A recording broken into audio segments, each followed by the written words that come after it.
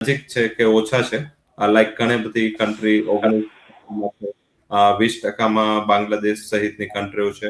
China 34% ટેરિફમાં છે અને આપણે માત્ર 18% ટેરિફમાં છે. એટલે થોડી એક કોમ્પિટિટિવનેસ માર્કેટને દેખાય. હાલાકી આમાં એવું છે કે ઓલરેડી ઘણા બધા સેક્ટર્સમાં ટેરિફ હતા અને આ ટેરિફ ઉપરાંતના રેસિપ્રોકલ ટેરિફ હતા. એટલે ઇફેક્ટિવલી આપણે જોઈએ તો આજે 18% વાળા છે એ 21-22% તો પણ થઈ જાય. કારણ કે આપણે ઓન એન એવરેજ 3.5 થી 4% ટેરિફ છે ચાર્જ ઓલરેડી યુએસ આપણી પાસેથી કરતું હતું. હાલાકી આપણે બહુ આ રેશિયો વધારે હતો. હવે એ ઝીરો કરવાની વાત કરી છે.